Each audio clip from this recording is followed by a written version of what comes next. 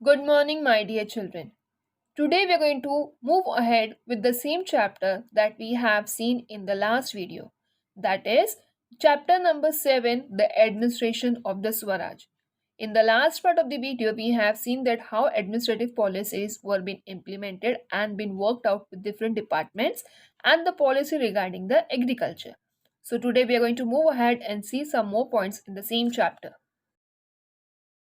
In this part of the video, we are going to see some more points, that is intelligence department, how they work to look after the administration of the Swaraj, village economy of that period, trade and business, and the military organization.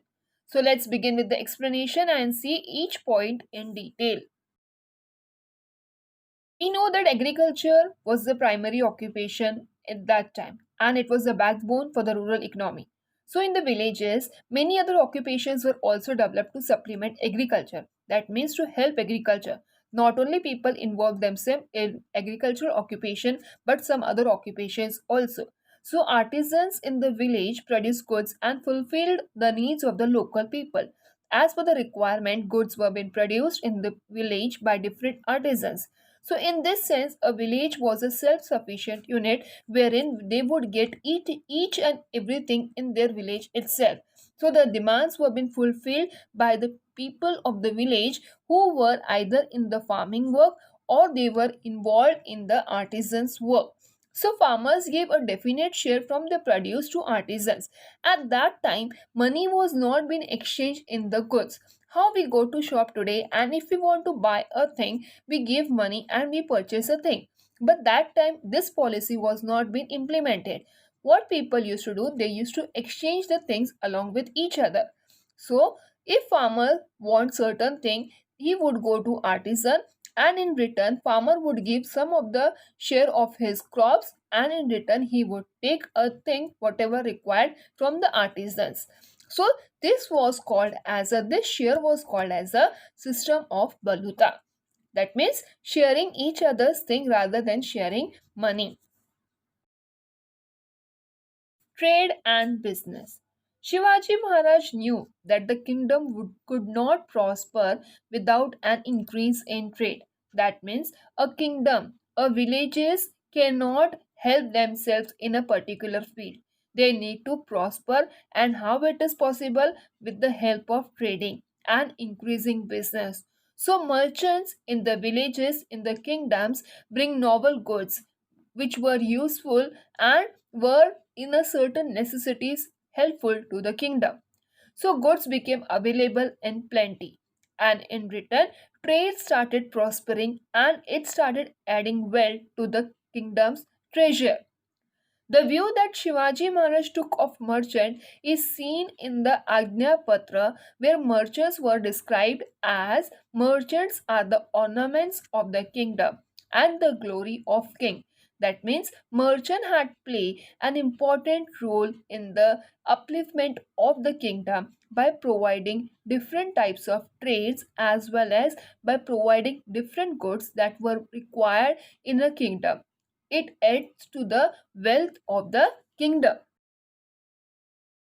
Shivaji Maharaj's policy was to protect industries. So, an excellent example of this is the salt industry that he had captured in the Surat region. He protected the salt industry in Konkan as well. And at that time, what traders used to do, they used to import salt from the Portuguese territory and sold in Swaraj. So this had affected the local trades in the Konkan areas. So what was the reason? The salt was being imported and it was being sold in Swaraj. So it had a great impact in the Konkan regions. Here Shivaji Maharaj had thought about a policy, and he had thought that he would charge heavy duty on the salt that was being imported into Swaraj from the Portuguese territory. The only purpose was that, the only intention was that so that the salt that was being imported from the Portuguese territory would then cost more. And ultimately, what would be the result? Its import would decrease and the salt of the local traders the sale of these local traders, they were selling the salt, would increase in demand, and it would help for the taxation as well as for the welfare of the people who were importing, the local traders who were importing the salts. The military organization. There were two main divisions of the army of Shivaji Maharaj, and in that they were infantry and cavalry. So first we are going to see what is infantry. In the infantry there were officers such as Havaldar, Jumledar and many more.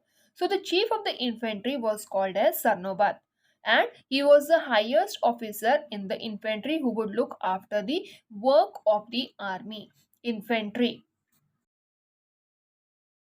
we have seen that what is infantry and how it has been looked. Now the next one is cavalry.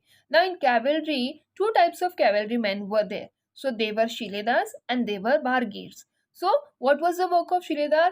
The Shiledars were the one who were having their own horses and weapons.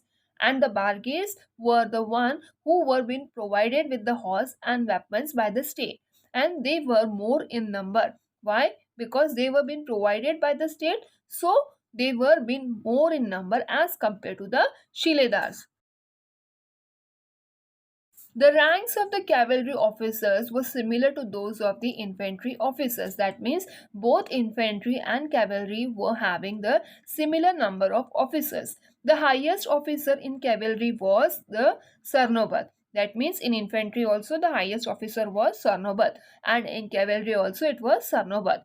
Netoji Palkar, Prataprao Gujjar, Hambirrao Mohite were some of the famous Sarnobats of the cavalry. So these were the highest officers appointed by Shivaji Maharaj in the cavalry department of army.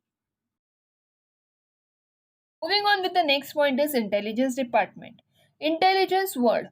We all are aware what is its meaning. That is, a department or a person is working very sharply, precisely, and has been focused to think and work in a proper manner.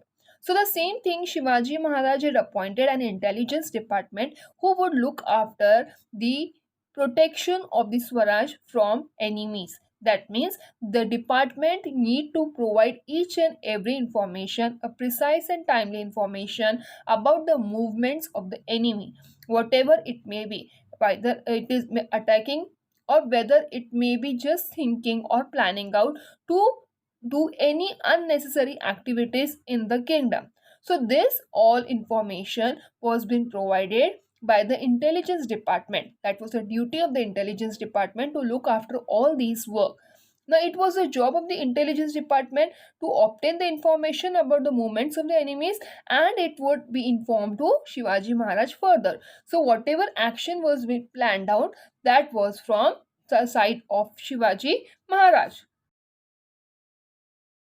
In the previous slides, we have seen that the military organization and its work, the highest officers and the duties allotted to them by Shivaji Maharaj. Everyone was efficient and capable. In the same way, the intelligence department, its service that was being provided was very efficient. So the head was Bahirji Nayak, who was the head of intelligence department. He was very skilled person and he was very precise in his duties, need to be very accurate and provide detailed information about any of the effects or any of the attacks of the enemies. So his information about Surat was correct before the raid on Surat. So the intelligence department was also very capable, who would help Shivaji Maharaj to protect his kingdom from the enemy's attack. In this part of the video, we have seen about the village economy, how it was in that period, the trade and the business that was being followed, and even we have seen about the salt industry, that how Shivaji Maharaj had imposed taxes on Portuguese territory, that was they were being importing salt, and even we have seen about military organization and intelligence department, how efficiently these departments worked and provided a clear and precise information to Shivaji Maharaj. So thank you children for watching the video. We'll continuing the next part of the lesson in next video. Till then, take care, bye bye, stay safe and healthy.